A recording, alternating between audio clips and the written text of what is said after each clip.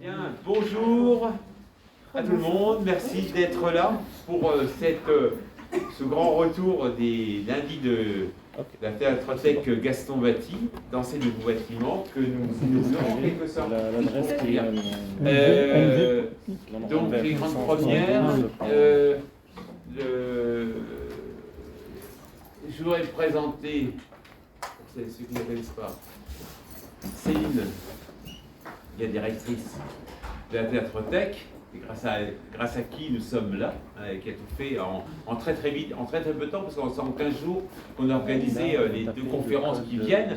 Et je tiens à vous présenter, pour celles et ceux qui ne la connaissent pas, Colette Scherer, qui est ici, et qui a inauguré la première bibliothèque Gaston Batty en 1963, soit 60 ans d'ici. Et bienvenue Colette, voilà. Et qui ira visiter la nouvelle Théâtrothèque tout à l'heure. Voilà, donc il y a quelques années qui sont passées par là. Et voilà, et je présente également Gisèle Barret, professeure émérite. Oui, on dit ça. On dit ça, voilà, qui a enseigné très longtemps à l'Institut d'études théâtrales et qui a publié beaucoup d'ouvrages sur le théâtre éducation au Québec et en France. Voilà, je vous remercie d'être là. Et puis, voilà, vous êtes, voilà, il y a quand même différentes générations de licences pro qui sont là. Donc, merci à vous d'être là. D'autres personnes extérieures qui sont là. Bien, et la promotion de cette année licence pro, je ne sais pas qu'elle soit décimée, enfin elle est déjà en partie décimée par le Covid ce matin, mais il y a quand même 3 qui l'avaient. Et puis bon, ils ont des stages professionnels à faire, ils ne peuvent pas être là. Voilà, et donc nous avons le plaisir ce soir, pour commencer ces conférences, d'accueillir Marcel Levillan, que j'ai été présenté, mais après il se présentera mieux lui-même que je ne le fais. Mais Marcel va enseigner de très nombreuses années en Mayenne, notamment en Mayenne. Et donc c'est un des cofondateurs de l'association Hamlet, association mayonnaise pour, je ne sais jamais, Liaison École Théâtre. Liaison École Théâtre. Et donc, qui est une des associations des Pays de Loire. Dans les Pays de Loire, c'est une région qui a été très fertile en association pour défendre théâtre et l'école, et qui sont des associations partenariales qui fonctionnent enseignants, intervenants culturels, et qui irriguent en fait le territoire des Pays de Loire de leurs actions. Donc, il y a Hamlet en Mayenne, il y a Angers à Angers. Jean Bonnet était venu nous parler de ce qu'il faisait à Angers. Il y a Comète à Nantes, il y a Vents et Marées en Vendée, et j'en oublie une, et il y a Théâtre pour l'avenir au Mans. Voilà, et ils vont organiser au mois de septembre à l'île de l'Armoutier, où le festival est né. Le festival, c'est le festival des printemps qu'ils ont inventé il y a je ne sais pas combien d'années. 40 ans. Il y a 40 ans, où ils avaient dit que ce qui était important, c'est que les élèves de la région puissent se rencontrer avec leur production, leurs projets, ou des éléments de projet. Et donc, ils ont fait ce premier festival sous l'égide de Zanotti, voilà, je ne sais plus son prénom, voilà, qui était inspecteur général, et qui a Michel Zanotti, qui a promu ce festival. Donc il a fêté ses 40 ans au mois de septembre. Et donc ces associations, elles sont importantes parce que non seulement elles irriguent, mais elles maintiennent la dynamique du théâtre éducation, dont on sait qu'elle est bien mise à mal, et qu'elle était bien mise à mal ces dernières années. Et notamment par la dernière mandature, je ne suis pas politique, mais quand même, on ne peut pas dire qu'au niveau si on se fie aux simples subventions et au simple argent qui est dévolu à ces activités-là, on ne peut que noter une grosse baisse par rapport aux années 90, aux années 2000. Voilà. Mais grâce à ces associations, et enfin, c'est très important, il y en a quelques-unes qui existent ailleurs, à Périgueux, enfin, etc. Mais c'est dans les Pays de Loire qu'il y a cette force et qui permet d'avoir un relais, d'une part avec les conseils départementaux, mais également avec les conseils régionaux, qui financent quand même. Donc Marcel va nous parler de ce qu'ils font là-bas. Et moi, j'ai eu le plaisir de travailler avec Hamlet depuis une trentaine d'années. Une trentaine d'années. Et on avait commencé par une petite forme. Voilà. Et depuis 30 ans, Marcel est celui qui veille, enfin c'est le fidèle veilleur, sur les publications. Fidèle en cela, enfin au fait de dire, voilà, si on ne publie pas et si on ne fait pas savoir que l'on fait des choses, c'est un peu comme si on n'existait pas. Et donc Marcel a tenu le rythme pendant ces 30 dernières années. Moi j'ai la collection complète. Je crois qu'elle est complète. Voilà, avec différents comptes rendus sur les activités de l'association, et puis avec des articles aussi qui paraissent. Donc bravo à Hamlet. Et ils ont fait aussi pour leur anniversaire, voilà, un recueil de photos sur beaucoup de spectacles qui ont été donnés par les rencontres, sachant que Hamlet organise le printemps des écoles et le printemps. Et les printemps, oui. Maternelle, école, collège, lycée, voilà. Je vais détailler. Oui. Voilà. Donc Marcel va nous parler de Hamlet, tu peux continuer de développer ça, et puis il va nous parler donc de cette opération qu'ils ont montée avec des financements, et qu'ils continuent à faire, et qu'ils ont continué à faire malgré le Covid. Voilà. Avec quelques complications. Mais... Oui, voilà, comme tout le monde. Voilà. Donc, Marcel, voilà, tu prends la parole, donc tu prends la parole pendant 45 minutes, comme tu veux, tu nous montres les choses, et puis ensuite on aura un temps d'échange avec lui. D'accord, merci Bernard. Alors je commencerai par rappeler 68. En 68, je passe presque pour un ancien combattant, quand quelqu'un prenait la parole, aussitôt on lui posait la question, mais d'où tu parles ? Alors moi, d'où je parle, alors moi je ne suis ni comédien, ni artiste, je ne suis ni chercheur en quoi que ce soit. Donc ma prise de parole naît simplement de mon travail, de mon investissement en tant que militant du théâtre-éducation. Il y a des militants dans beaucoup de domaines, y compris dans le domaine du théâtre-éducation, notamment au sein de cette association Hamlet. Donc Hamlet, association mayonnaise pour une liaison école-théâtre, donc qui est née, comme Bernard l'a dit, de la chance qu'on a eue d'avoir dans l'Académie des Pays de la Loire un IPR, un inspecteur pédagogique régional, qui était passionné de théâtre, qui a créé une association, la première qui a été créée, c'était Vents et Marées en Vendée. Il avait une petite résidence à Noirmoutier et il a organisé, à partir de cette association, les premières rencontres d'enseignants et d'élèves pratiquant le théâtre en collège et en lycée. Puis ça a pris tellement d'ampleur qu'à un moment, il a été décidé de décloisonner et de faire en sorte qu'il y ait un relais dans chaque département. Donc chaque association est née successivement. Et la toute petite, la toute dernière, je dis la plus petite parce que le département de la Mayenne, ça fait que 200 000 habitants, c'est 1/10 de l'Académie ou des Pays de la Loire. Donc on est nés, nous, en 1988. Voilà. Donc je vais essayer de vous présenter un petit peu l'association, ses activités. Parmi ces activités, je m'attarderai un peu plus sur le concours qu'on a mis en place et le festival Les Jeunes Listes du Théâtre Contemporain. Et dans ce cadre-là, on va passer commande aussi de détailler un petit peu le travail qu'on fait autour de la lecture au pupitre avec des élèves. Et heureusement qu'il y avait quelqu'un de compétent pour... je crois qu'on n'aurait jamais réussi à se brancher. Donc j'essaierai de vous montrer quelques photos et quelques vidéos. Donc ça, sera toujours mieux que tous les discours que je pourrais tenir auparavant. Et la photo, c'est la photo du dernier refuge par lequel tu es passé. On voit la petite histoire. Marcel est un grand marcheur et il vient de traverser les Pyrénées.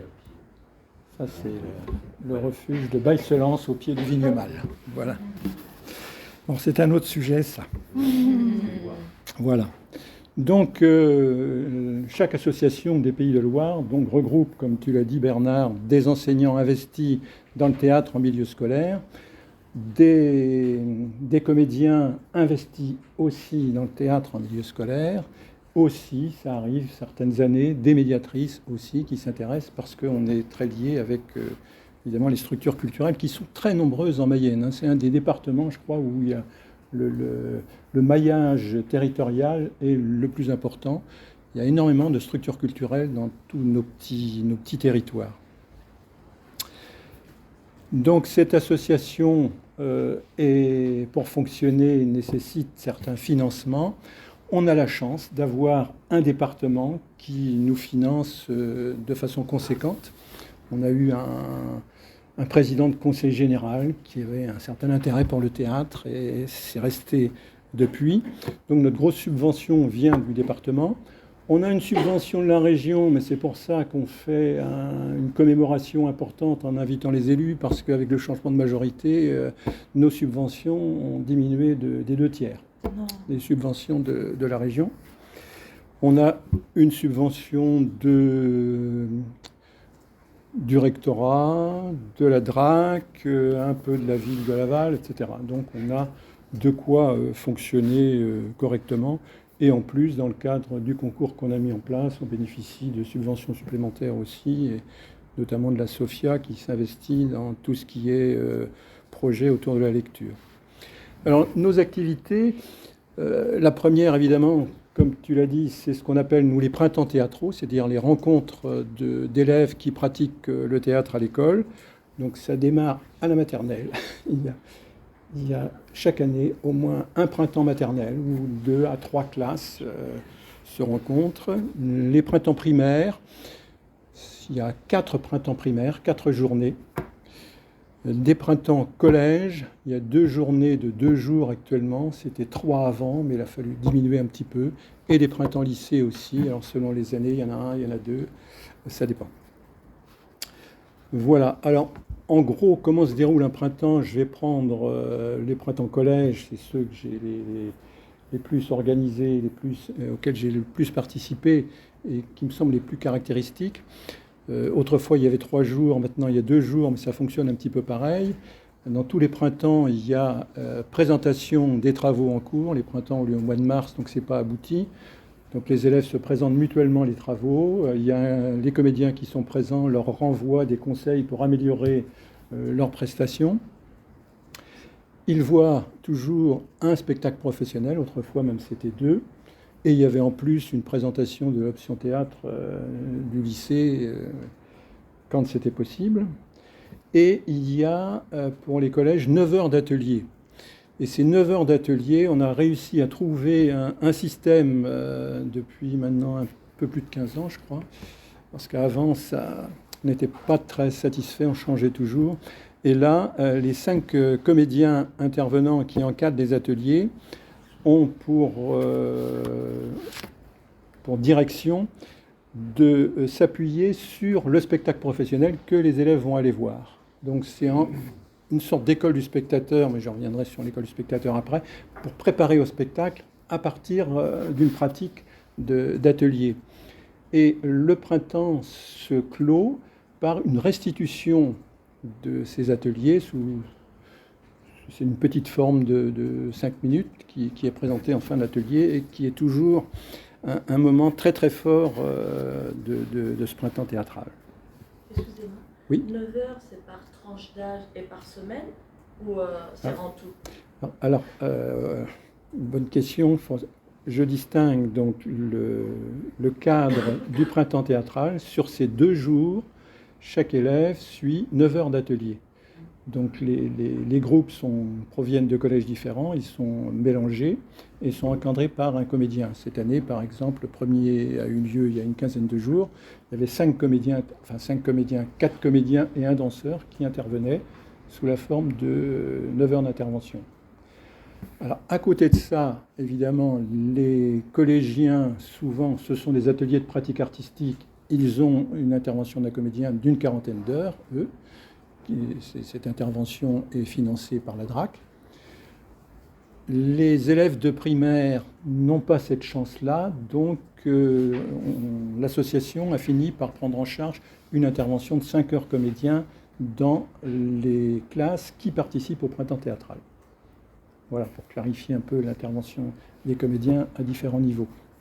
Donc je ne sais plus, certaines années, on calcule le nombre d'interventions comédiens que l'association prend en charge, ça fait un nombre d'heures extrêmement important.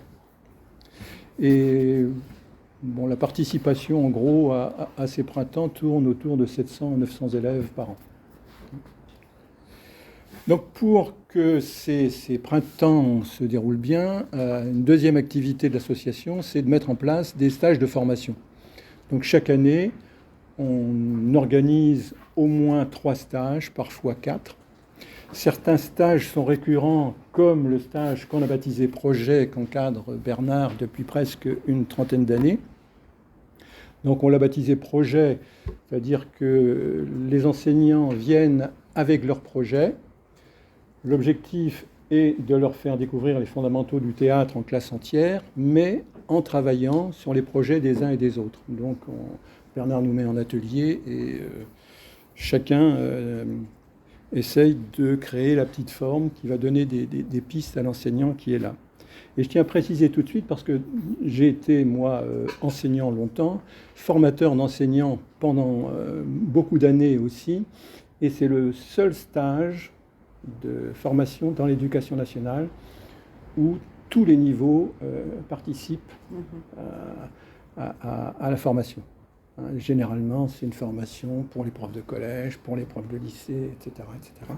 Et là, Bernard pourrait témoigner, on a vu des enseignants, je dirais, de primaire et même de maternelle travailler sur un projet apporté par un collègue de lycée travaillant sur Novarina, par exemple. Voilà. Et inversement, des profs de lycée pouvaient travailler à la mise en scène d'un album pour les petits de maternelle. Un autre stage qui est devenu récurrent aussi, mais j'y reviendrai plus tard, c'est le stage lecture au pupitre. Depuis qu'on a mis en place notre concours, chaque année, il y a un stage de formation ciblé sur la lecture au pupitre. Et puis, on a toute une série de stages plus spécialisés.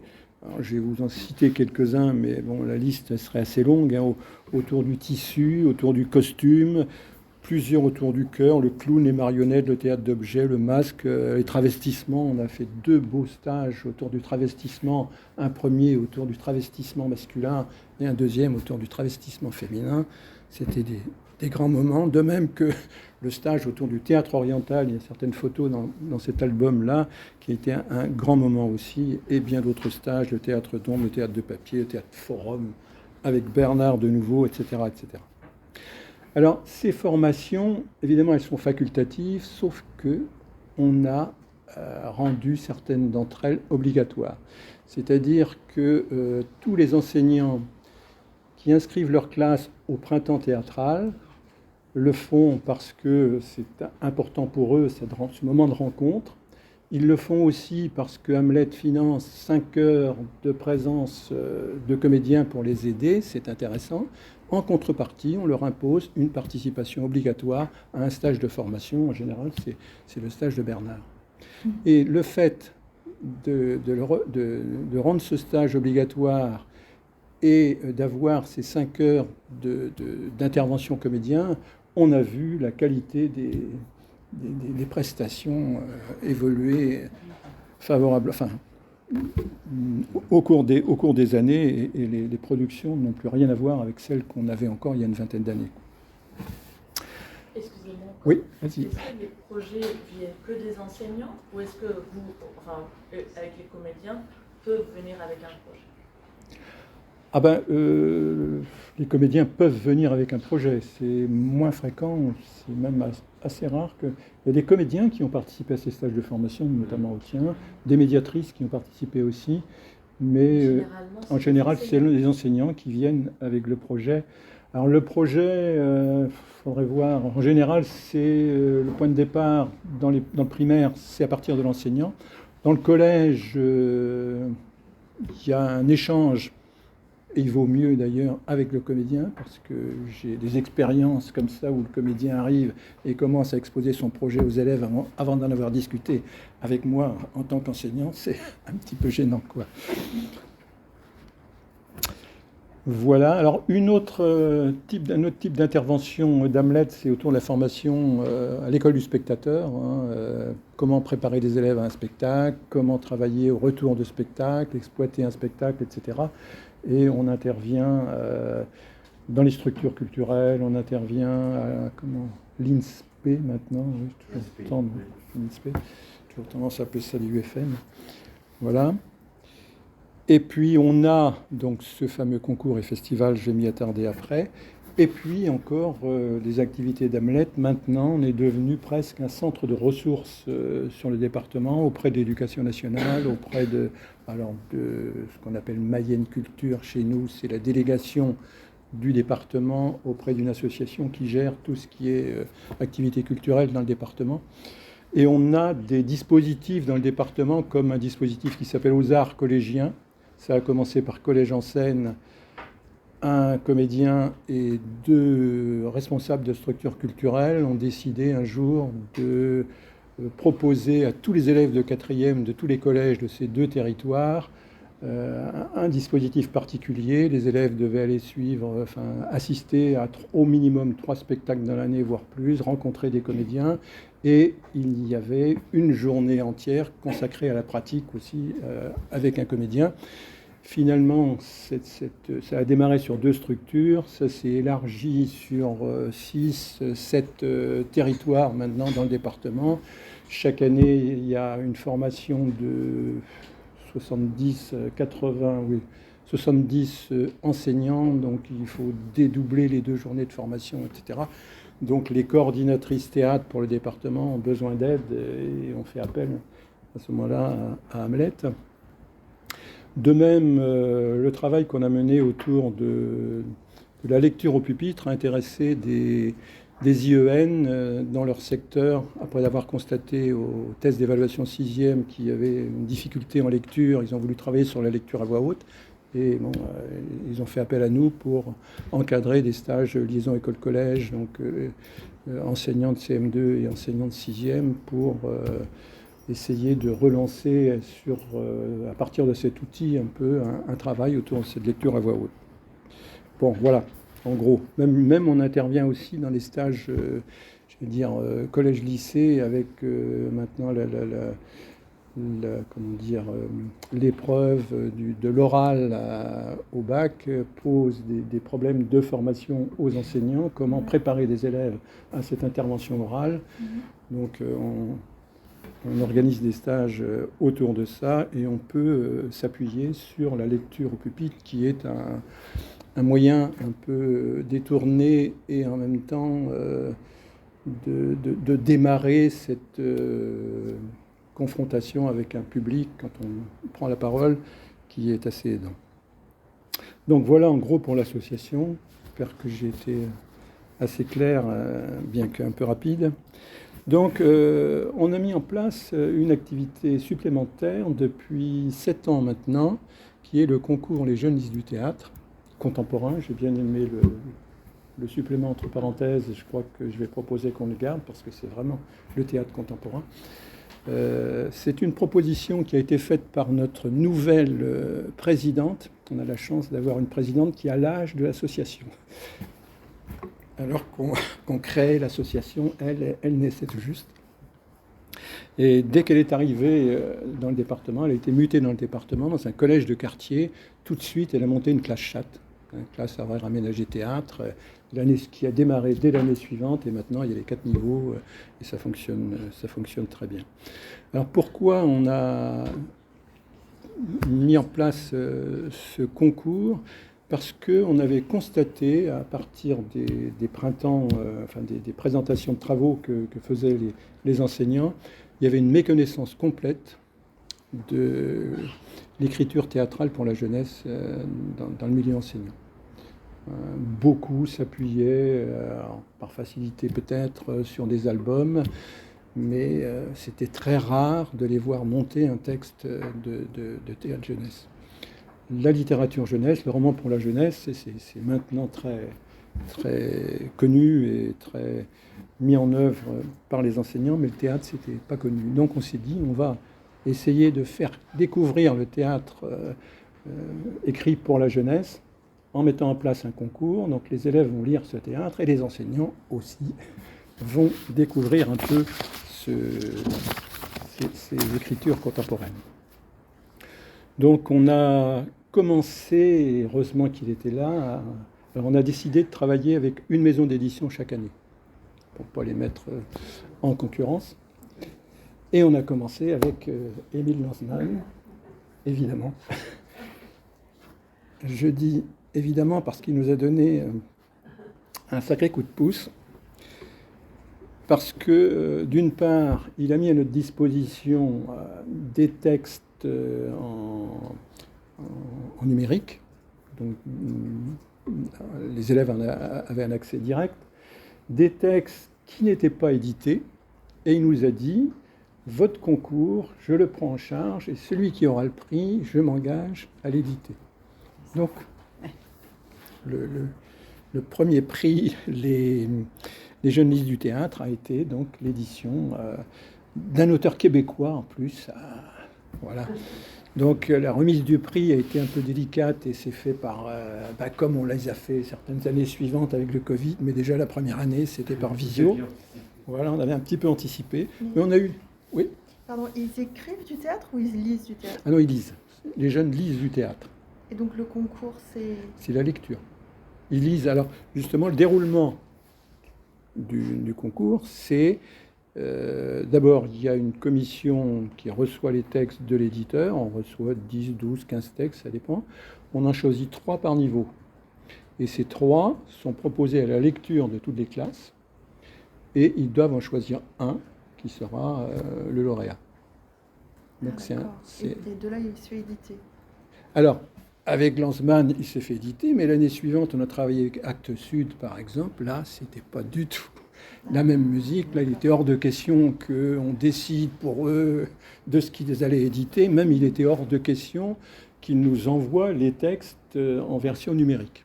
C'est le seul éditeur. Tous les autres, après, nous ont envoyé sans problème les textes en version numérique. Alors, évidemment, on conseille aux enseignants d'acheter au moins un jeu en librairie pour ne pas bénéficier complètement de... Il y a besoin de faire vivre quand même un petit peu ces éditions. Est-ce que vous pouvez développer un petit peu, c'est-à-dire chaque élève lisait combien de pages? Est-ce que c'est les mêmes pages? Alors, vos critères? Alors je vais développer cet aspect-là justement autour de la lecture au pupitre, parce que on s'est posé la question, on donne des textes à lire aux élèves, des textes de théâtre, mais on ne voyait pas faire lire les élèves un texte de théâtre comme un roman, comme un texte documentaire. On ne voyait pas les enseignants distribuer les textes aux élèves et les élèves tout seuls chez eux en train de lire le texte et puis un jour on vote et c'est terminé, quoi. Donc c'est à partir de là qu'on s'est posé la question, qu'est-ce qu'on pourrait mettre en place pour faire découvrir ces textes d'une façon différente. Et c'est là qu'on a pensé justement à la lecture au pupitre. Alors pourquoi la lecture au pupitre ? Parce qu'on connaît depuis longue date aussi une compagnie qui s'appelle Acteurs, Pupitres et Compagnie, dont la spécialité est la lecture au pupitre. Donc, j'étais encore enseignant à l'époque, donc ça remonte à pas mal d'années. Et il existait en Mayenne, ça a duré une quinzaine d'années, 15-20 ans même, un jumelage entre des établissements scolaires et une compagnie de théâtre. Et dans le cadre de ce jumelage, cette compagnie venait chaque année Alors, dans les classes, c'était très facile. Ils n'avaient que leur pupitre à poser. Ils s'y mettaient derrière et on avait une lecture comme ça d'extraits de 4 ou 5 textes de théâtre pour la jeunesse. Et moi, j'avais trouvé ça passionnant. Et les élèves aussi. Ils avaient beaucoup accroché. Donc, quand on s'est posé la question comment faire lire les élèves, tout de suite, on a pensé lecture au pupitre. D'ailleurs, on avait travaillé encore avec eux dans nos stages Hamlet pour faire découvrir dans un premier temps l'écriture de théâtre contemporain pour la jeunesse aux enseignants de primaire. Laurence, qui est une des deux comédiennes, était venue nous faire travailler les textes et on les avait présentés ensuite aux enseignants dans le cadre du CDDP, etc. Donc on avait ça au point de départ. Et on leur a demandé s'ils pouvaient venir encadrer un stage d'une journée chaque année, en tout début d'année. Et les collègues, justement, se posaient la question, comment faire découvrir ces textes-là. Donc on leur a donné ces techniques-là. Alors, on s'est posé la question parce que... comment dire, si dans les établissements scolaires, on a envie de faire progresser les élèves au niveau de la lecture à voix haute, comme on dit, moi je préfère appeler ça une lecture adressée, parce que je trouve que ça parle davantage. Parce que la lecture à voix haute, souvent, telle qu'elle est conçue, au moins en primaire, c'est une espèce de contrôle pour vérifier que l'élève prononce bien toutes les syllabes, cette fameuse oralisation. Donc il y en a un qui lit et les autres suivent avec le doigt pour vérifier que tout est bien lu, quoi. Donc on n'a pas du tout envie de se situer dans ce cadre-là. À l'inverse, l'autre côté, l'autre danger aussi était de tomber dans une espèce de théâtralisation texte en main, par exemple, avec un minimum de jeu, où on risquait de perdre un petit peu l'aspect lecture. On ne voulait pas non plus une lecture à la table où chacun lit à la suite, etc. Bon, il ne s'agissait pas de lecture de type radiophonique non plus, puisqu'il y a un public présent, etc. Donc il fallait bien trouver une solution. Et dans le cadre de ces stages, on a réfléchi aussi un petit peu à comment armer les enseignants pour pouvoir mettre ça en place. Et je ne sais pas si certains d'entre vous suivent la grande librairie de Bunel, par exemple. Ils ont mis en place un concours de lecture à voix haute. Et de temps en temps, on nous montre un comédien dans une classe. Et c'est pas tout à fait ça non plus qu'on avait envie de voir mis en place, quoi.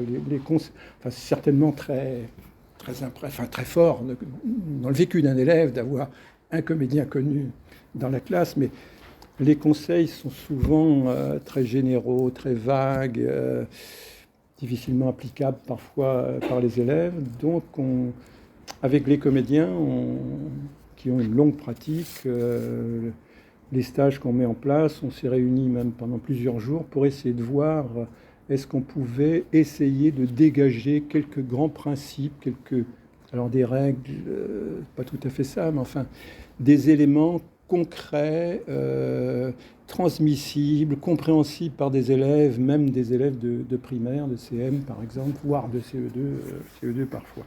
Donc c'est un petit peu ça que je vais chercher à vous exposer. Alors je suis pas très à l'aise parce que j'ai jamais fait ça et que quand on essaye de mettre ça en place, c'est toujours dans le cadre d'une pratique, dans un stage avec les enseignants, on met un dispositif où tout le monde se met en action. Alors là, je vais rester au discours. Heureusement, j'espère qu'on aura les images tout à l'heure. Alors pourquoi la lecture? Pourquoi le pupitre déjà? Alors le pupitre, ça permet d'éviter un certain nombre d'écueils, tous ceux que j'ai cités tout à l'heure. Et le pupitre, déjà, place le texte au centre. Déjà matériellement, physiquement et symboliquement. Ensuite, le pupitre aussi est une frontière qui va éviter la mise en jeu, de tomber un petit peu dans le théâtre. Le pupitre aussi permet de donner une unité et affirme d'emblée un collectif, puisqu'on ne travaille jamais avec un individu seul, mais avec un groupe. On ne les fait jamais ni dans le théâtre habituel avec une classe, on ne met jamais un élève en danger tout seul sur scène, et là c'est pareil, donc il y a toujours plusieurs pupitres sur scène et plusieurs élèves qui interviennent en même temps. Le pupitre aussi libère les mains du lecteur, il n'y a pas le texte en main, mais en même temps l'oblige à rester bien fixé à un endroit. Donc il y a un certain nombre de garanties de ce type-là qui nous semblaient importantes. Bon, ce qui ne veut pas dire que c'est simple, qu'il n'y a pas de travail à faire, c'est quand même une pratique à part entière qu'on essaye de conduire quand même jusqu'à une petite représentation face à un public autre que les élèves, puisque pendant le travail, évidemment, il n'y a pas de lecture adressée s'il n'y a pas quelqu'un en face pour la recevoir. Alors, je vais essayer de détailler un peu rapidement quelques constantes, je dirais, de la lecture au pupitre. Bon, il y a d'abord tout un travail autour du texte, mais qui se rapproche bien souvent de celui qui est fait lorsque, avec une classe, on essaye de monter un texte de théâtre. Il faut bien préparer le texte, découper le texte, le réduire, parfois faire un montage de texte, distribuer, etc. Tout ce travail aussi est à faire donc, dans le cadre de la lecture au pupitre. Alors, dans le cadre du montage, évidemment, il y a un élément qui nous semble intéressant dans la mesure où il n'y a pas d'identification possible entre le lecteur et un personnage. Parce que les textes sont extrêmement variés, il n'y a pas ce risque-là de tomber dans le jeu d'un personnage. Dans les textes uniques, on voit bien donc qu'il faut faire un travail de réduction et puis un travail de distribution. Donc quelquefois on se pose la question, qui fait cette réduction, qui fait cette distribution ? Généralement, évidemment, c'est l'enseignant qui fait ce travail en amont, mais on estime que c'est peut-être intéressant de faire travailler les élèves au moins une fois sur un court extrait par petits groupes et de comparer leur production. Après avoir évidemment montré un texte de départ et un texte partagé, distribué, etc. Pour les laisser un petit peu se confronter à la difficulté et voir les compréhensions, les interprétations, les effets différents qu'on peut produire selon les découpages. Donc il y a tout le découpage, est-ce qu'on garde des passages longs, des passages brefs alors là, c'est des discussions à n'en plus finir qu'on a entre comédiens et enseignants. Pour les comédiens, ça dépend du texte, etc. Mais si on reste dans ça dépend du texte, dans un stage de formation d'enseignants, qu'est-ce qu'on leur transmet ? Si c'est si différent d'un texte à l'autre, on ne peut rien transmettre. Alors évidemment, il y a bien des constantes, des repérages à faire. Est-ce qu'il y a un rythme dans le texte ? Est-ce qu'il y a des répétitions ? Est-ce qu'il y a des mouvements d'amplification, etc. Et puis, il y a toujours la question, mais c'est la même aussi côté de la distribution. Quand c'était souvent des pièces de théâtre à 2 personnages, comme on fait, on a 25 élèves, etc. quoi. Donc, j'ai encore en tête un travail fait avec des enseignants l'année dernière, où on leur avait proposé en fin de stage de faire une lecture de ce type-là de la fable Le loup et l'agneau. Il y a un loup et un agneau. Comment on distribue ? Alors, est-ce qu'on met un loup et un troupeau d'agneaux ? Est-ce qu'on met une meute de loups et un agneau tout seul ? Évidemment, ça ne produit pas le même effet. Et bizarrement, le groupe d'enseignants n'avait pas fait cette réflexion-là au départ. Ils ont distribué moitié-moitié, et puis il y avait un loup, un agneau, etc. Et la distribution, même, c'était jamais les mêmes qui lisaient. C'était difficilement lisible, quoi. Mais l'expérience est intéressante, parce qu'avec des élèves, on aurait pu partir de ça aussi, quoi. Voilà. Et puis, on se pose la question aussi, quand on découpe le texte. Alors, déjà, quand on parle de lecture chorale, il faut préciser ce qu'on entend par là, parce que déjà, ça fait référence à la chorale de l'établissement, donc il n'est pas question de chanter quoi que ce soit.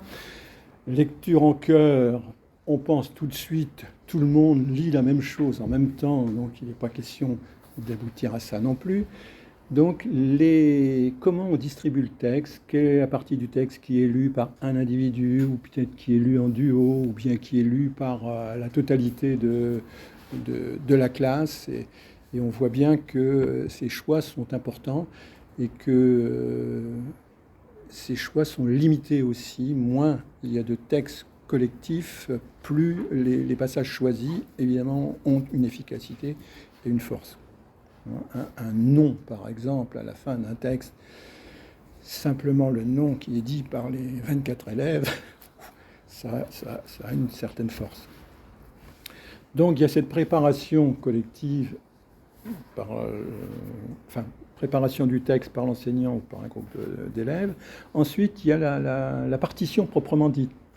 Donc, comme une partition musicale, les élèves vont avoir ça sur leur pupitre, évidemment. Donc le texte est découpé, distribué, retapé sur des feuilles volantes. On n'utilise jamais les livres, en gros caractères, avec des espaces choisis, avec une marge, c'est importante, on va voir, parce qu'on aura des tas de choses à mettre dedans. Donc les passages sont numérotés, sont partagés entre les différents lecteurs. On a souligné ou mis en caractère gras ce qui est dit à voix haute, etc., ou en couleur. Bon, je sais pas si j'ai pas des photos là. Alors je pensais à un texte, une rencontre comme ça autour de la lecture au pupitre entre des élèves de CM2 et des élèves de 6e du même secteur. Ça s'était terminé à l'intérieur du collège. Ils avaient fait une lecture pupitre. Alors pupitre, non, c'était texte en main cette fois. À une centaine sous le préau du collège. Donc il y avait plein de couleurs, évidemment, chacun avait sa couleur, etc. Ça avait de l'allure. Ça avait de l'allure. Donc il y a ce document qui serait propre à tous les élèves, et après, il y a la partition de chacun où on peut noter en marge si on a un regard particulier, on peut souligner un mot qui nous semble qui est particulièrement difficile à prononcer par l'élève en question. Bon, il y a des tas de petits points de repère personnels importants dans la marge. Alors, il y a tout un travail aussi autour de la voix, mais je vais passer un peu rapidement, encore que c'est un travail préalable. On s'est appuyé beaucoup sur le chapitre 3 d'un ouvrage qui s'appelle Coup de théâtre en classe entière, sur la réplique, où on a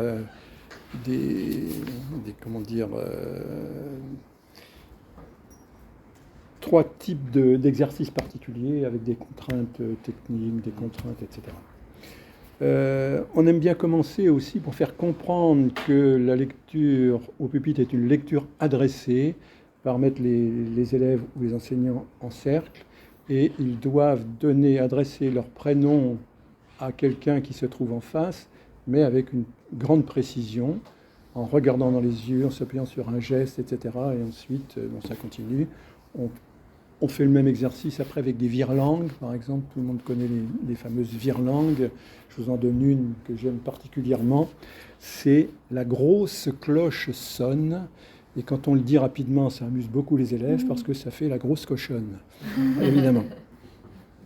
Bon, des tas d'exercices de ce type-là, quoi. Alors, avec Dany, qui est la collègue avec qui on travaille à Hamlet, elle a apporté aussi, par exemple, cet exercice de ponctuer sa réplique par des gestes de kung-fu ou des gestes de boxe, etc., pour donner de l'énergie, pour accentuer un mot. Et ça plaît beaucoup et ça donne un petit peu de tonus. D'autant plus qu'on est à la recherche d'exercices de ce type-là pour ne pas rester dans l'exhortation, dire aux élèves « parle plus fort ». Ah oui, c'est pas parce qu'on lui aura dit 10 fois « parle plus fort » que l'élève va parler plus fort. Et on s'est rendu compte, en cadre des stages, quand on demande à l'élève ou à l'enseignant de faire un geste qui illustre la réplique qu'il est en train de faire, si on lui demande de grossir le geste, la voix aussi va s'amplifier.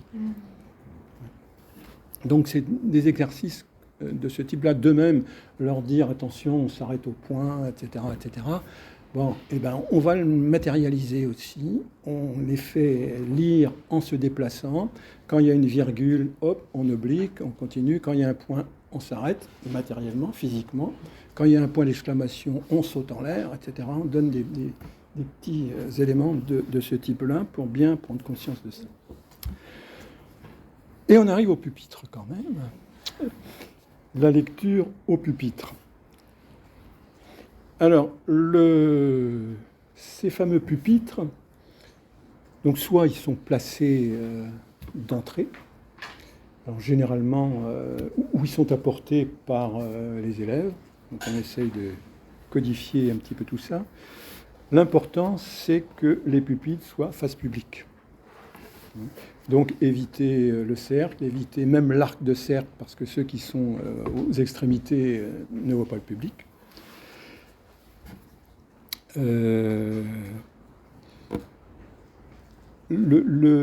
La place du pupitre n'est pas forcément fixe. D'ailleurs, quand on travaille avec les enseignants dans un stage, tout de suite, on ressent l'envie, à un certain moment, dans la lecture, de déplacer le pupitre parce que le texte invite à le faire. De même, les positions, c'est à réfléchir.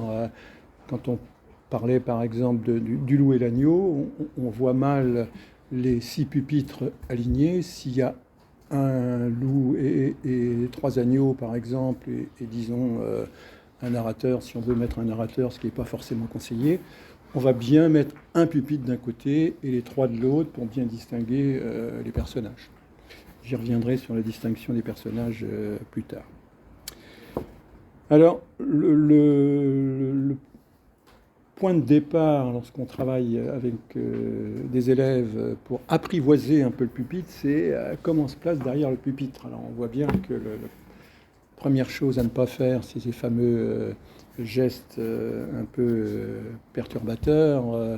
On passe d'une jambe à l'autre, on s'appuie, etc. Bon. Et le fait de travailler devant l'autre groupe d'élèves, tout ça, c'est vite pointé du doigt. La deuxième question qui se pose, mais qu'est-ce qu'on fait de ses mains? Alors on peut les avoir le long du corps, mais le mieux, c'est quand même de tenir le pupitre à pleine main. Et de tenir le pupitre à pleine main, ça a aussi cet avantage pour des élèves qui sont des lecteurs un peu titubants, je dirais, au début, c'est discrètement, que le public est relevé, on peut suivre avec le doigt pour repérer son intervention, etc. Et personne n'y voit que du feu. Et aussi, évidemment, ne pas se plier à chaque fois qu'on lit, c'est une tentation, couper le souffle, etc. Donc, voilà. L'aspect le plus important de la lecture au pupitre, c'est aussi le regard. La lecture étant adressée, donc il faut bien à un certain moment, regarder l'individu à qui on s'adresse. Donc, le geste du lecteur au pupitre est un geste de prise de l'information et d'envoi, d'adresse de l'information au public. Il y a ce double mouvement régulier. Alors, c'est facile à dire, mais avec des petits élèves de CM, c'est parfois difficile parce que aller prendre son empan ou sa partie de texte, la mémoriser, l'adresser, puis retomber sur ses pieds pour voir où est la partie suivante, c'est pas toujours évident. Donc les découpes sont brèves et on essaye au moins qu'il y ait un regard sur le dernier mot de la réplique.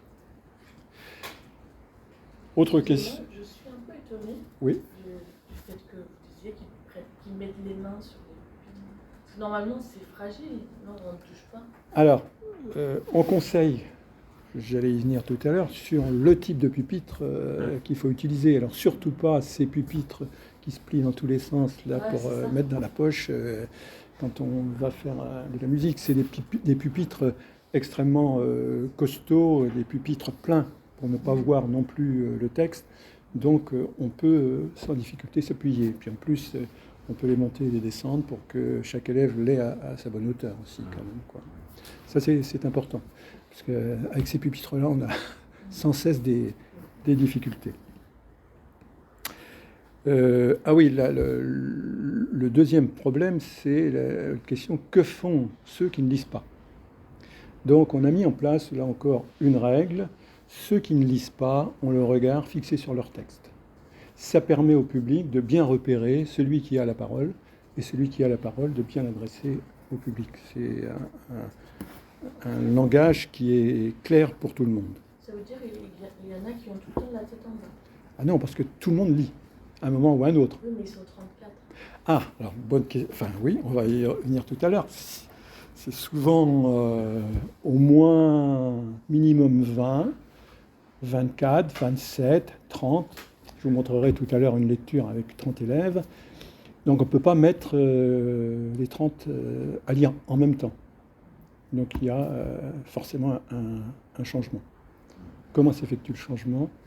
Donc là aussi, il y a un petit problème, un relais, des vagues. Quelquefois, c'est 2 groupes côte à côte ou 3 relais, 3 vagues relais derrière. Surtout pas, on l'a vu aussi quelquefois, il y a des classes qui n'ont pas trop de pupitres, ils ont beaucoup d'élèves, donc ils mettent 3 pupitres, et puis il y en a d'autres à la queue leu derrière chaque pupitre comme ça, et donc il y a un mouvement de va-et-vient qui n'est pas agréable du tout à regarder. Donc il faut mieux trouver autre chose. Est-ce Oui. que c'est pas intéressant de mettre un groupe d'acteurs, entre guillemets, et un groupe de spectateurs?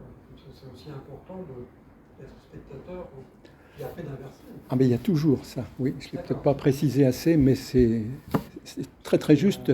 La lecture étant adressée, il faut toujours quelqu'un pour la recevoir. C'est aussi intéressant Donc, d'un côté que de l'autre. tout à fait, tout à fait, tout à fait. Mais il y a toujours un groupe de lecteurs et un groupe d'auditeurs. Oui, je ne l'avais pas précisé suffisamment, mais voilà.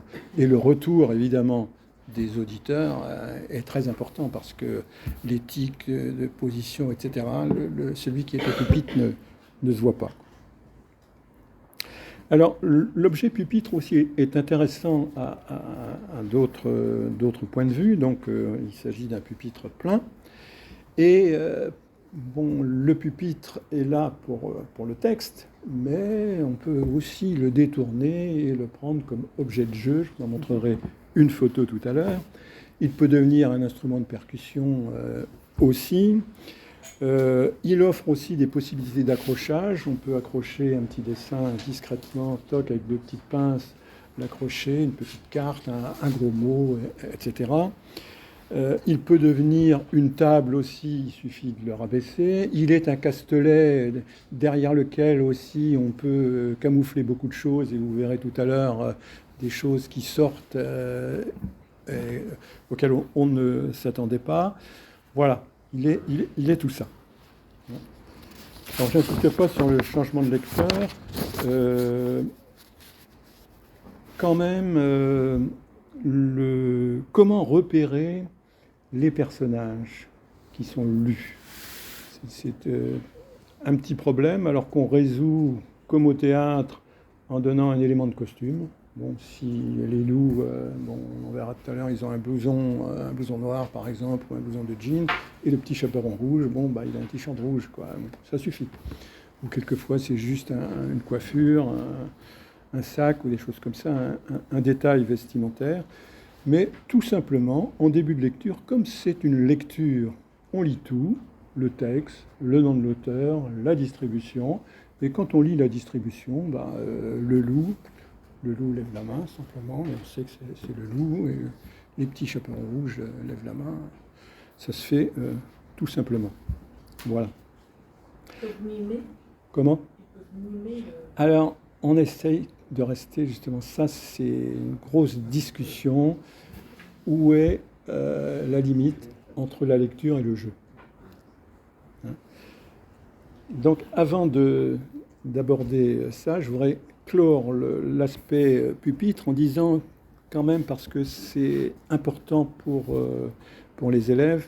On l'a souvent constaté. Le pupitre rassure et protège le lecteur. C'est très différent de se présenter devant un public avec une simple feuille à la main ou derrière un pupitre. Il y a quelque chose de très rassurant et en même temps, ça libère aussi l'expression, la parole, etc. Le pupitre, c'est comme un masque. Alors, le masque qu'on a en ce moment ou le masque de jeu, etc., ça permet d'avoir une certaine tranquillité. On est presque dans sa petite maison portable derrière son pupitre. Et comme je vous l'ai dit, on peut y mettre tout ce qu'on veut, et même le téléphone portable pour déclencher la petite musique discrètement. Personne ne sait qui le fait et on entend de la musique. Mais il faut le temps donc d'apprivoiser l'objet. Dernier point quand même, il y a tout un travail petit à petit de lecture, les articulations, la prononciation des E muets, le rythme, etc. Donc je passe. Je m'attarderai sur 2 points simplement. L'importance du silence. Alors le silence, évidemment comme au théâtre, mais en début de séance, le premier lecteur doit s'assurer doublement, d'une part, que tous ses autres camarades sont prêts, ne démarrent pas trop vite avant de s'assurer que les autres sont prêts à l'écouter, et que le public aussi, lui, est prêt à l'écouter. Et ça, ce temps de silence qui se fait, c'est un moment qui est vécu très fortement par les élèves. Ils en parlent après comme étant une découverte. D'ailleurs, j'avais lu qu'un comédien professionnel, je ne sais plus qui c'était, mais disait que ça avait été à l'origine de son choix professionnel d'avoir fait cette découverte-là. Il disait, pour une fois, on s'avance sur scène face à des adultes et les adultes se taisent pour écouter votre parole de jeune. Je crois que c'est important de leur faire vivre ça. De même, placer des silences, parce que le débit est extrêmement rapide. Donc, placer des silences, où placer des silences, savoir les marquer du double slash, devant quel mot, sur quel mot on va insister, etc. Tout ça, c'est un travail, évidemment. Oui, on pourrait se dire aussi, la didascalie, on la lit. Quelle didascalie? Est-ce qu'on la lit toujours, etc. Comme c'est une lecture, on lit tout. Alors, quelquefois, on peut se permettre de faire un petit geste à la place de lire, ou quelquefois, on fait les deux. Dans ce cas-là, le geste vient d'abord et après le texte. Et il y a un autre écueil aussi, c'est que ces élèves, on a beau ne pas leur dire, mais ils ont une grande mémoire et ils apprennent très vite leur réplique par cœur. Or, une fois que la réplique est sue par cœur, on est dans la récitation. Et on est dans la monotonie et c'est plus intéressant du tout. Là, je l'ai encore vu récemment. Là, je suis allé assister à la demande d'une collègue, servir de jury pour un concours d'éloquence. Alors, il y a le pupitre au concours d'éloquence, ils ont leur texte, mais il y en a qui ont appris leur texte par cœur et les parents qui sont dans la salle, waouh, t'as vu comme il savent son texte par cœur, etc. Ouais, mais ça n'a aucun intérêt. Quand il est dans la récitation, etc., il n'y a plus de relief et tout. Je me dis, une bonne lecture au pupitre, avec une partition bien travaillée, ça aurait d'autant plus d'effet que c'est une récitation par cœur. Alors, lire ou jouer, voilà, c'est un problème. Alors, on est dans la lecture au sens où il n'y a pas de personnage, il n'y a pas de jeu, on lit le texte d'un personnage, on est concentré sur son pupitre. Il y a une adresse au public, pas au partenaire. Il n'y a pas d'échange entre partenaires. S'il y a échange entre partenaires, par exemple, ça peut arriver, mais celui qu'on va regarder, lui, va regarder le public. Je ne sais pas si je me fais bien comprendre. Je vais pouvoir me tourner vers la lectrice qui, elle, ne va pas me regarder, mais va continuer à regarder le public. Et tous les lecteurs peuvent à un moment faire ce geste-là. Mais le texte sera quand même adressé adressé au public. Et qui décide ça? C'est vous? Alors voilà. Alors, Je veux dire, c'est un peu bonne pas question. très vivant. Alors, ça, c'est pas très vivant si c'est le prof qui... Excusez-moi. Hein. Non, mais vous avez raison. C'est une question des plus importantes parce que, alors, il y a les retours des élèves qui sont en face, mais c'est aussi important de voir ça avec eux et justement se questionner autour de ça. Ou bien c'est l'enseignant qui va dire, bon, il faut dire le texte comme ça parce que le texte veut dire ça, donc vous allez le dire avec force, en montrant votre pouvoir ou je ne sais quoi. Bon, ben, l'élève, il va obéir, il n'apprendra rien du tout, il ne va rien découvrir du tout. Alors on s'est dit, avec des élèves de collège, 4e, 3e par exemple, on peut les faire travailler en groupe sur le même texte, à eux de dégager une intention du texte et d'essayer de la faire passer aux deux autres groupes qui vont le regarder et voir s'ils vont être capables de reconnaître cette intention-là, par exemple. Et une fois que les 3 groupes sont passés, on va juger après laquelle serait la plus pertinente par rapport à ce texte-là, par exemple. Avec des petits, c'est plus difficile, mais on s'est dit pourquoi pas tenter quelque chose d'un peu proche, au lieu de les laisser chercher cette intention. L'enseignant peut faire 3 groupes, proposer 3 intentions, les imposer, les intentions, et dans les petits groupes, ils essayent de les mettre en œuvre, et après, on peut échanger aussi autour de ça. Donc, on n'est pas trop directif quand même, on essaye de ne pas trop être directif, sinon on n'est pas dans l'apprentissage. Voilà, alors la question, c'était toujours, lorsqu'il y a un personnage en colère, est-ce qu'on joue la colère, ou est-ce qu'on lit le texte d'un personnage en colère? Alors on ne peut pas rester complètement neutre, il faut bien sûr donner une certaine énergie, partager une émotion, mais on n'est pas dans le jeu de l'acteur. Donc il y a une distance à garder. Voilà, donc ça peut donner lieu à des petites formes. Et à la suite de ça, dans ce que je disais, un IEN, puisqu'on circule un peu partout dans notre département, on reste 3 ans dans un même secteur rural, et un IEN, donc suite au constat dont je parlais tout à l'heure en lecture, nous a fait intervenir, et on a travaillé sur des textes, après tous les exercices dont j'ai parlé, sur des textes qui traitent du thème du passage de l'école primaire à la 6e. Et on les a fait commencer par travailler sur 2 extraits de texte. L'un, J'ai trop peur de David Lescaut, un superbe texte. En plus, je n'ai pas traité de ça, mais quel texte privilégié pour la lecture au pupitre. Et c'est vrai, des grands monologues comme ça, partagés, le texte d'un élève qui rentre en 6e, partagé par 7 ou 8 ou 10 élèves, c'est super, quoi.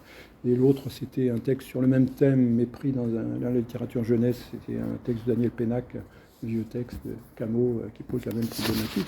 Et ensuite, on les faisait travailler sur un même texte, La peur de Sonia Ristic, qui est un texte choral aussi, mais qu'on avait découpé et distribué différemment. Donc il y avait 2 textes avec 2 distributions différentes, etc.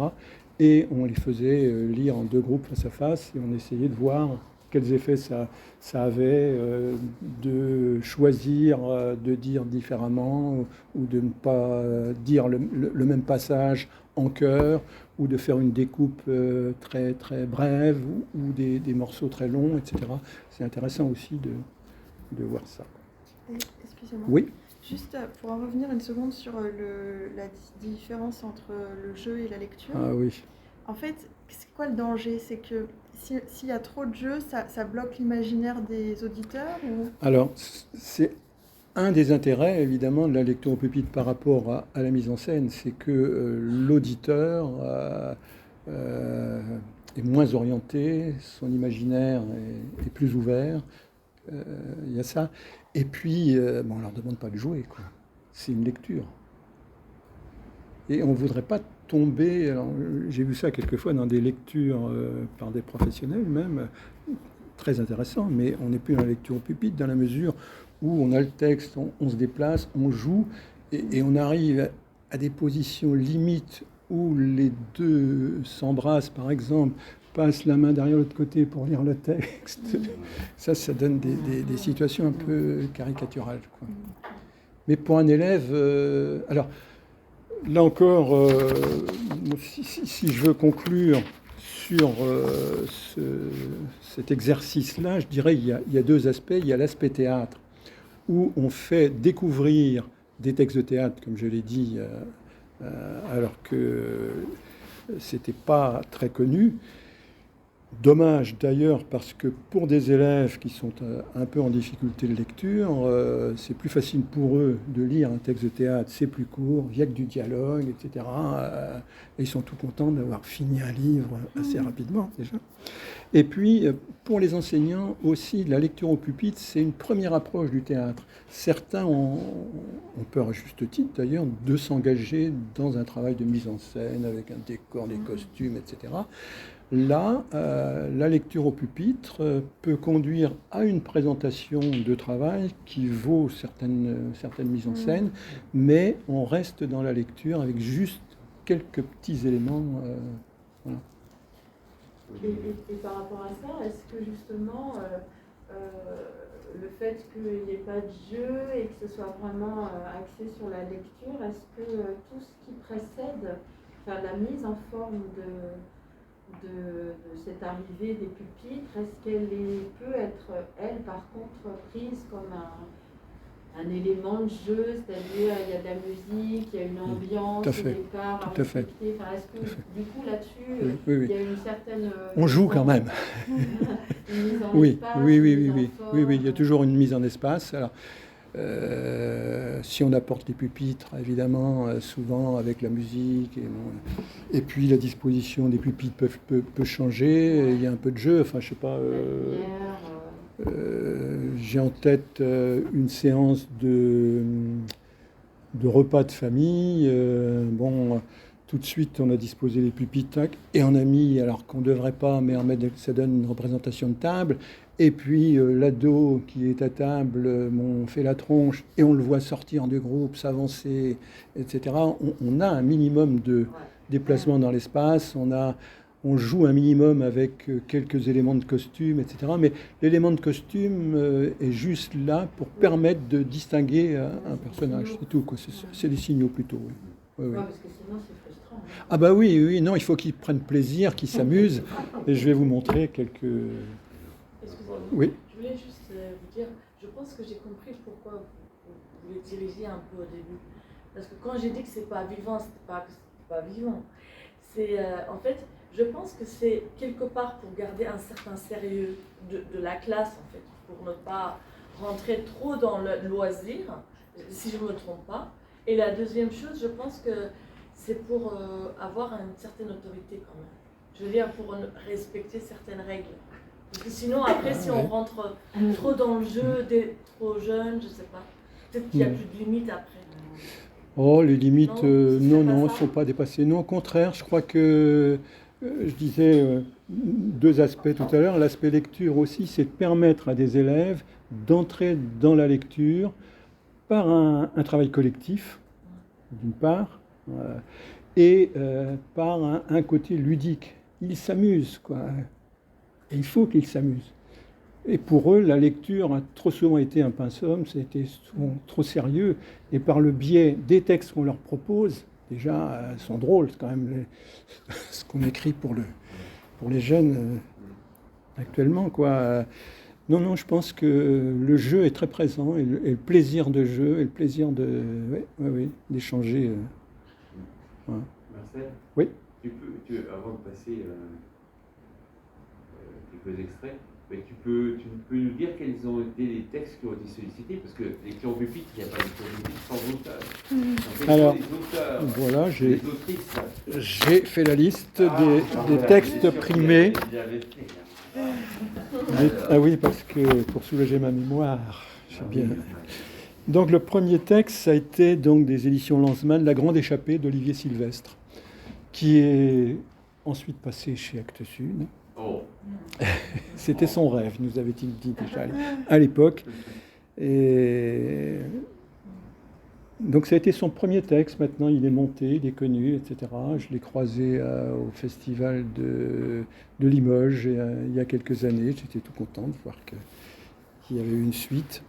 La deuxième année, on l'a attribué à J'ai trop peur de David Lescaut, qui n'avait pas besoin de notre promotion pour se faire connaître. La troisième année, un très beau texte, alors c'est celui-là qu'on va voir lu tout à l'heure, c'est Maman a choisi la décapotable d'Antonio Carmona. Maman a choisi la décapotable. Rien que le titre déjà. Et je ne l'ai pas dit, mais les collègues de primaire travaillent autour du texte. Et là, j'ai vu des dessins, des couvertures magnifiques faites autour de cette thématique-là, quoi. Maman a choisi la décapotable. Alors vous imaginez tout de suite ce que ça veut dire. C'est un texte très drôle et qui a beaucoup plu, quoi. L'année suivante, c'était Antonio Carmona. Oui. Ensuite, alors l'année suivante, on a mis 2 prix, un cycle 3, un cycle 4. Le cycle 3, ça a été Mortadelle de Bettina Wegenast, une autrice de Suisse. Oui.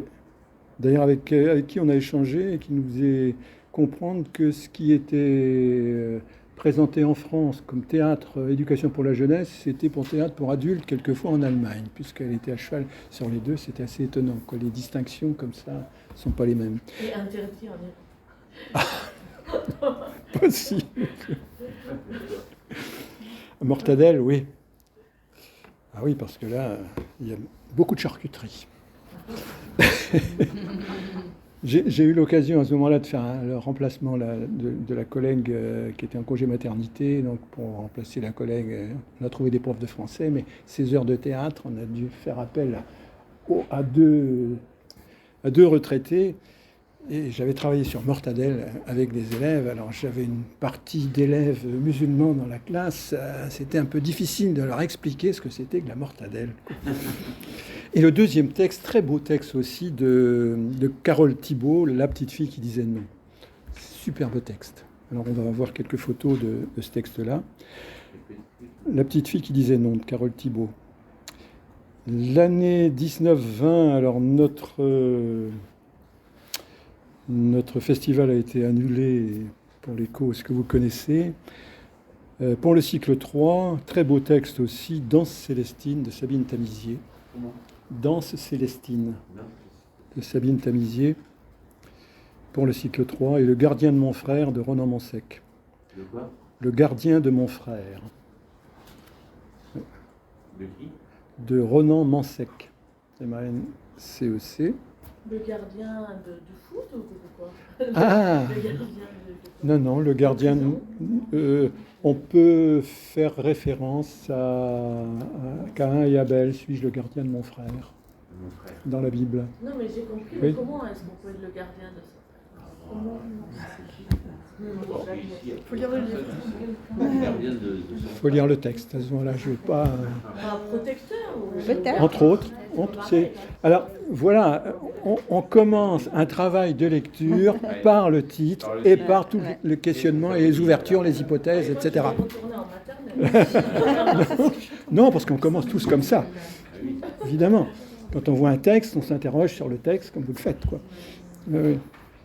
Et c'est important, justement, de transmettre ça aux élèves, que les élèves ne le prennent pas comme ça, mais déjà qu'il y ait cette ouverture-là. Et l'année dernière, ça a été donc les éditions Coinet, donc que certains connaissent bien. Oui. Oui, on dit certaines. Certaines, pardon. Certaines. Nous avons une photo ici, Marjorie Fabre, une ancienne de Sciences Po, qui est éditée audition Coinet. Voilà. Le texte. Le texte, oui. Et qui s'appelle comment? Elle va nous le dire. Ces 2 textes. Ah, mais le texte, c'est Revanche. Donc pour les collégiens. Voilà, pour les collégiens. Et Lily est partie. Primaire et puis collège. Voilà. C'est le dernier. Et nous, on avait primé, donc pour le cycle 3, Les Lunatiques de Sabine Revillet. Et un texte de Gwendoline Soublin, Coca Life Martin. Très drôle l'histoire d'une bouteille de coca, enfin d'une boîte de coca. Et on avait même un prix cycle 5 l'année dernière. On n'a pas réussi à le reconduire cette année, mais on espère l'année prochaine. Et c'était An Irish Story de Kelly Rivière. Un très beau texte et qu'on vient de voir mis en scène là, il y a quelques jours dans le département. On a été très heureux de la rencontrer. Voilà. Et cette année, c'est pas encore décidé, ça va l'être bientôt. On essaye la technologie.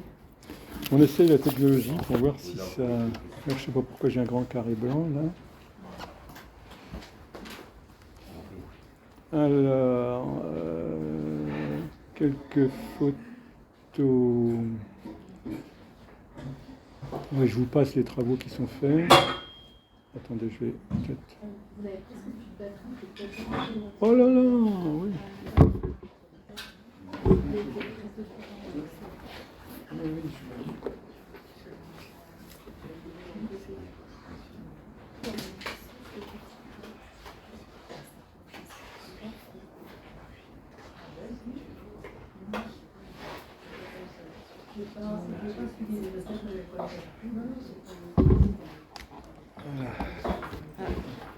Je marche dessus. Trop tendu. Non, ça c'est pas les bons textes, ça. Oui. C'est quoi ION? Vous avez dit plusieurs fois ION. Non, IEN, AIEN, un inspecteur de l'éducation nationale. C'est l'inspecteur qui est en charge une circonscription scolaire, quoi, au niveau du primaire. Donc ça c'est les autres photos. Photo pupitre, voilà. Donc, je vais prendre tout à la fois. Donc voilà par exemple ce que ça donne. Ça c'était Maman a choisi la décapotable. Alors vous voyez que les personnages sont vite repérables. Ceux qui sont à gauche, parce qu'il y a trois vagues comme ça successives qui vont venir lire le texte. Donc il faut garder cette permanence dans les lecteurs. Donc ils auront tous le même t-shirt. Ceux de gauche ont en plus un élément distinctif qui est le tablier. Vous allez comprendre pourquoi tout à l'heure. Donc, et puis les deux personnages au milieu et un narrateur. Et les bottes sont... Alors, je laisse le suspense pour tout à l'heure. On va découvrir les bottes. Alors, voilà un autre moment aussi. Donc, on peut sortir des objets du pupitre. Et là, il est question du père qui est parti. Et on écrit au père et on reçoit les cartes postales. Donc, ces cartes postales apparaissent comme ça soudainement. Voici la petite fille qui disait non. Donc on distingue bien deux sortes de personnages. Le loupard de banlieue, qu'on reconnaît tout de suite, et puis la petite fille chaperon rouge, qu'on reconnaît aussi. Et on reconnaît au pied d'un personnage, là, comment on appelle ça, un boa, ou je ne sais pas quoi, voilà, qu'on va voir apparaître lorsqu'elle va lire son personnage, qui est le personnage de la grand-mère, qui a été une chanteuse de music-hall autrefois. Voilà. Et puis alors, voilà comment on peut jouer parfois avec des pupitres. Là, c'était en stage. Il était question d'une réécriture des Trois petits cochons, et les Trois petits cochons dans leur maison, etc., qui tient difficilement et qui sont un peu effrayés. Donc voilà ce que ça donne, quoi.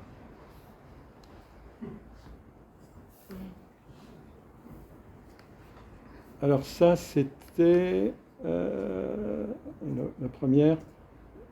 Comment ça se fait qu'elle apparaît pas? Celle-là, c'était le texte de David Lescaut, J'ai trop peur. Donc ils écoutaient quelque chose, je ne sais plus quoi. Donc vous voyez, il y a quand même, on s'amuse, on n'est pas statique, voilà. Ils n'ont pas l'air d'avoir peur. Non, vous allez voir. Donc, voilà, alors je vous montre le début ici. C'est la remise du prix. Donc, on va voir ce qu'on a vu en photo tout à l'heure. C'est le début du texte. Alors, j'espère que le son va sortir. Je ne sais pas d'où, mais... Ah, c'est quoi ce bordel ? C'est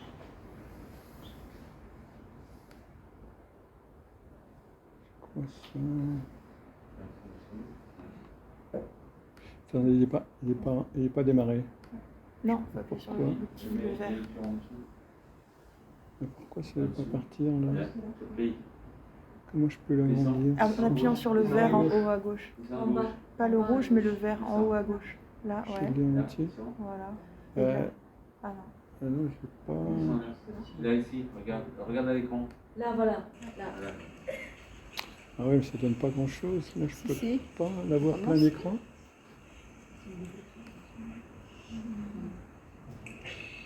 Vous voyez quelque chose? Oui. On a choisi la décapotable de Antonio Carmona. Les personnages. Lola, l'enfant à l'école primaire. Avec des bottes de pluie. C'est dans le texte.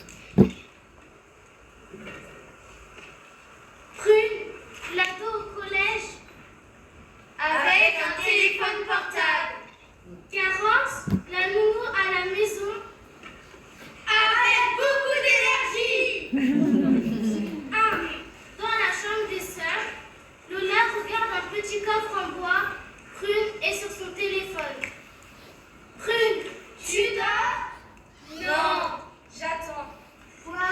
Que tu me poses les questions qui te brûlent les lèvres. Est-ce qu'un jour je deviendrai aussi belle que toi? Enfin, je veux dire, toute blonde et toute grande, avec de beaux pantalons et des boucles d'oreilles qui font beau sur les lobes.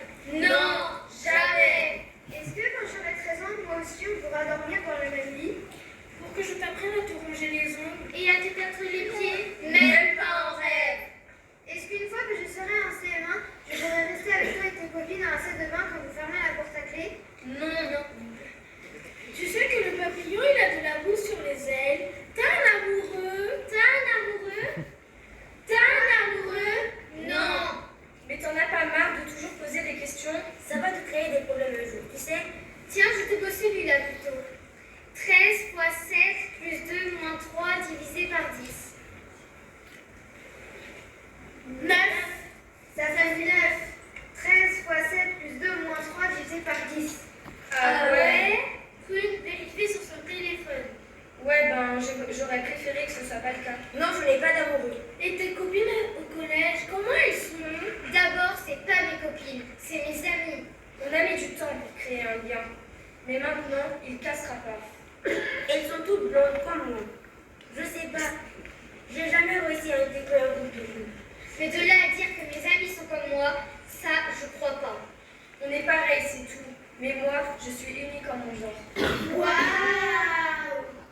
T'as déjà connu toi une fille à la fois forte en conjugaison, qui sait y faire avec toutes les modes, et capable de cogner les garçons? Non? Ben, tu vois, c'est moi. Dans toute ma splendeur, disait papa. Prune, est-ce que papa... Bon, ça suffit maintenant.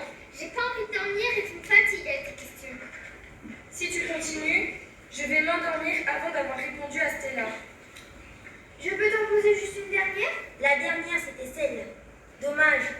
Dors. Compte les moutons pour moi. D'accord. 1 bête. 2 bêtes. 3 bêtes. 4 bêtes. 5 bêtes. 6 bêtes. 7 bêtes. 8 bêtes. Je te préviens, à 9, je m'endors pas. C'est moi la plus ronde. Je suis en 4e. 9 bêtes. Elle s'endort. 2. Dans la cuisine, Garance fait une vocalise. Bonjour, Démarrage. Réveil de Prune et de Lola. Bonjour, Marion de Soleil. Vous avez bien dormi? Oui, Garance. Allez, Lola, assieds-toi, on va répéter la suite. Prune sort la confiture du frigo. Quant à moi, je prépare des omelettes. Lola, mais pas c'est bon pour lancer son plan exclusivement dans le cadre d'une action brève et ponctuelle qui a lieu dans le passé. Il est composé d'un auxiliaire être ou avoir conjugué au présent et d'un participe passé. Prune, je demande au ciel que ton téléphone portable tombe dans la confiture. Patate, s'il te plaît. Patate, chérie. Donc, pour voir orthographier correctement le passé composé, il faut savoir conjuguer être et avoir. Pas ou et, pas ou et savoir accorder le participe passé, le VPP. Le PP s'accorde toujours en genre et en nombre avec le sujet chilien. Bon, je vais arrêter. Là, je vais vous montrer le deuxième passage, si j'arrive à retrouver. Désolée, Ouais, je voilà, dois là. partir. Oui. C'était super intéressant. Très frustrée. Deuxième lecture, et puis on s'arrête après. Du même texte. Et pourquoi j'ai ces petites... Il faut descendre. Moi, je pars dans 5 minutes. Si vous devez descendre, vous l'accompagnez. Moi, je vais descendre en même temps du coup. Bonne soirée à tous. Merci. Comment je peux avoir un grand truc là? Je sais pas comment faire ça, moi. Le truc. Pardon? Le Oui, mais j'ai pas la totalité. Donc, On se voit, on se connaît. un peu de musique. Quand nos regards se croisent, on s'attire, on se promet. Des plus belles phrases, je te dirai que moi la préface, je la connais. La nation s'embrasse.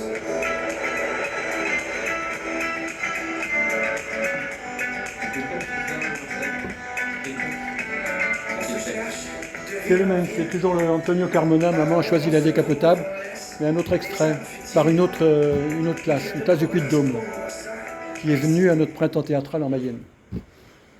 Maman a choisi la décapotable. Voilà, D'Antonio Carmona. avec l'accent. Baiser au chewing-gum. Tu vois, Lola, c'est ça l'amour. Un sacré remue-ménage qui commence avec un grand A et qui finit avec un tout petit F de rien du tout. Une lettre qui reste en travers de la gorge et puis un arrière-goût. Mais avec les baisers au milieu, au début, il y a les baisers.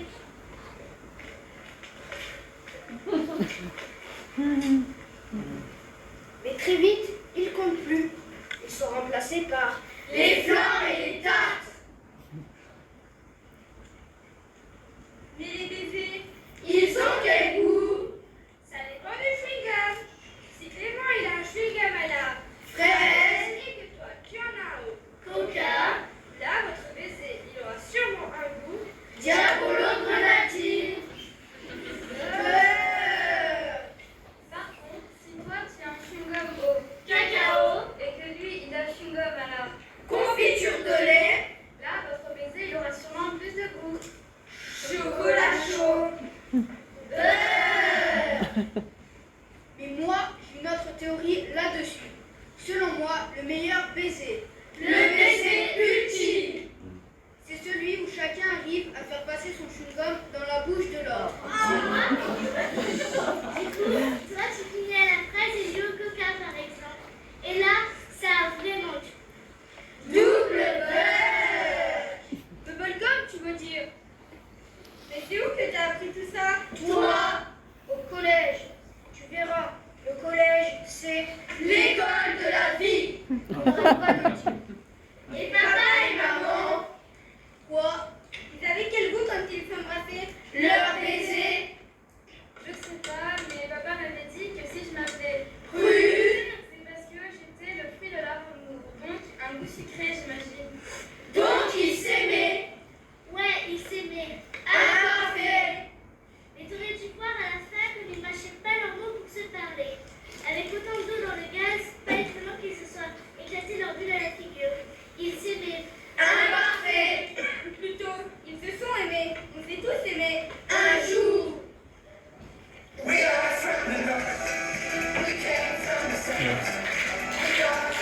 On regarde juste la mise en place du suivant, puis on va s'arrêter là.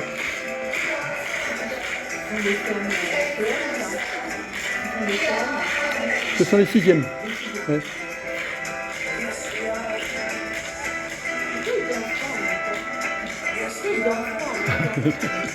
On pourrait, tout à fait, oui, tout à fait. Oui, oui.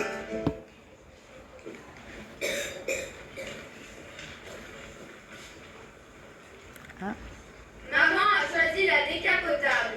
D'Antonio Carmona. Lola à la poste. Donc un autre dispositif. Il y a 2,5 km pour aller de la maison à la poste. Je le sais parce que Garance nous y emmène Voilà. très Je peux souvent arrêter là. récupérer les cartes postales égarées de sa... Voilà. Le groupe d'avant, c'était quelle classe? Alors c'était les sixièmes aussi. Ah, le- les deux? Les deux ça paraissait très alors là, différent. le groupe d'avant, Le premier. Oui, c'était Les 3 classes de 6e différentes D'accord. qui avaient préparé ensemble et on avait pris un temps collectif.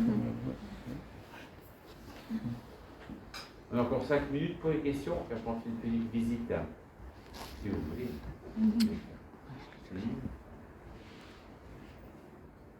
Finalement, c'est assez précis quand même dans le travail.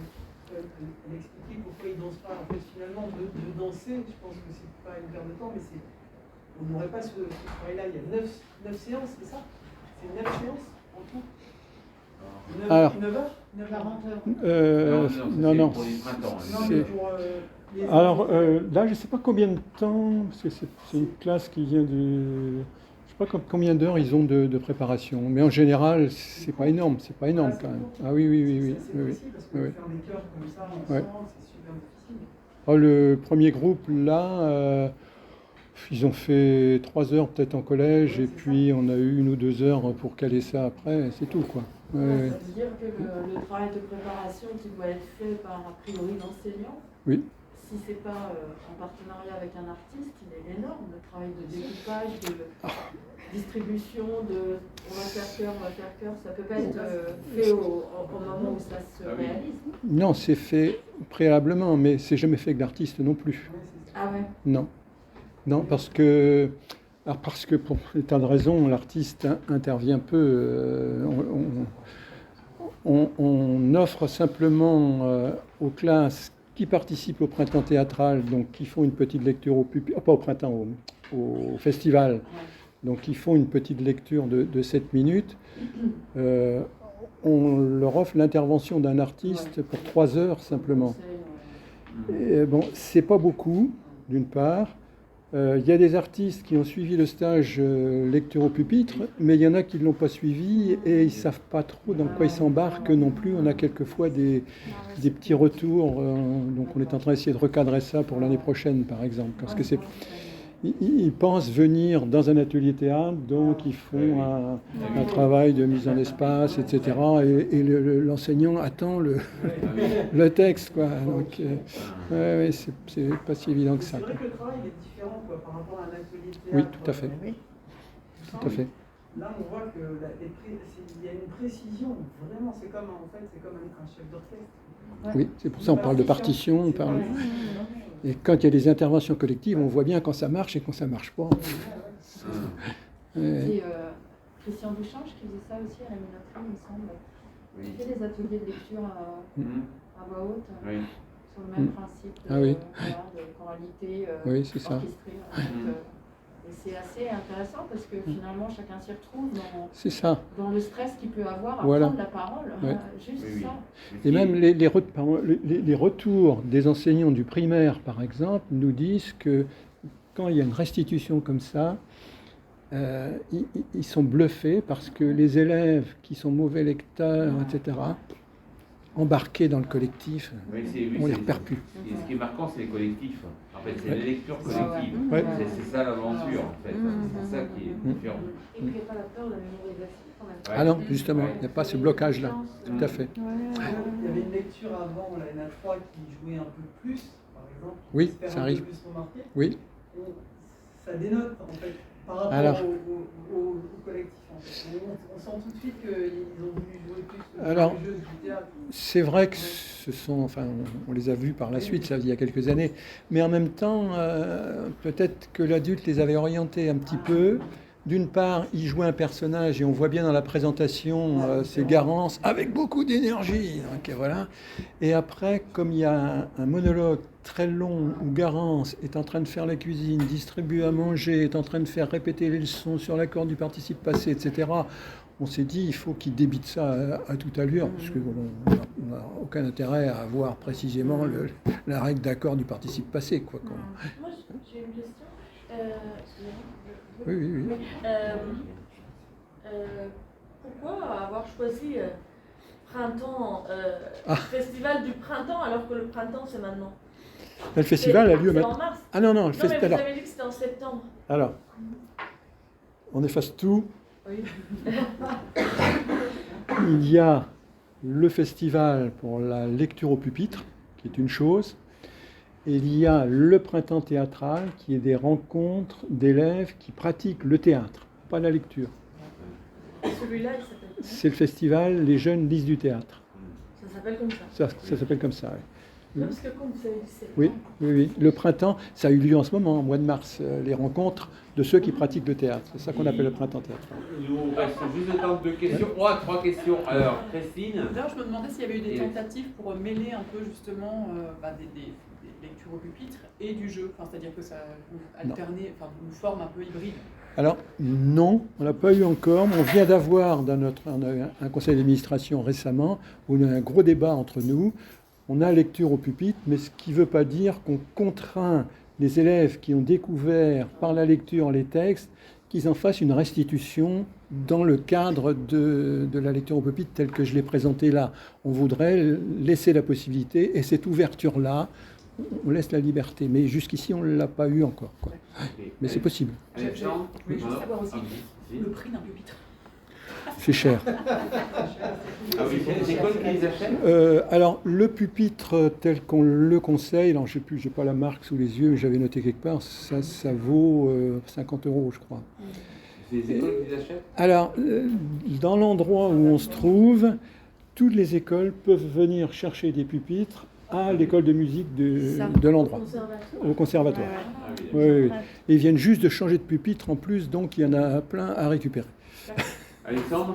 Comme ça existe depuis plusieurs années, est-ce que vous avez des élèves qui ont commencé, je ne sais pas, à la maternelle, qui sont maintenant au collège chaque année, qui font jusqu'au lycée? Je veux dire, est-ce que ça existe? Ah bah là, le personnage qui jouait Garance, là, qui était en 6e, lui, on voit bien son parcours. Hein. Chaque année... Ah oui, oui. Oui, oui. Et puis il passe au théâtre. Ah, c'est ce que j'ai dit tout à l'heure. Il y a des enseignants qui commencent par la lecture au pupitre et puis qui après franchissent et qui embarquent leurs élèves. Voilà, ça marche aussi. Tout à fait. Je voudrais juste dire que voilà, pour une pratique théâtrale que je fais avec des enfants qui sont en grande majorité turcs, d'origine turque, dont les parents ne parlent pas français et eux sont en général des traducteurs dans leur milieu. Qui ont vraiment des difficultés eux-mêmes à s'exprimer, qui sont en CM1, CM2, qui vont passer en 6e. Je pense que moi qui m'arrache les cheveux des fois à essayer de les faire jouer, c'est un double handicap en fait. Le jeu, la langue, et là je pense que j'ai trouvé mon bonheur. Ah oui, oui, oui. Il faut que je trouve des pupitres.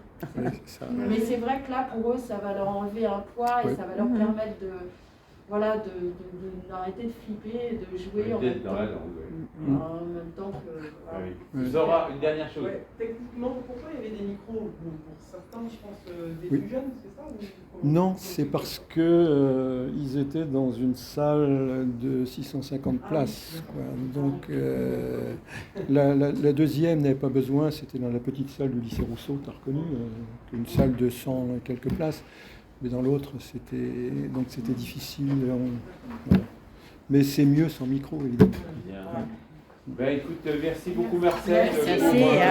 La carte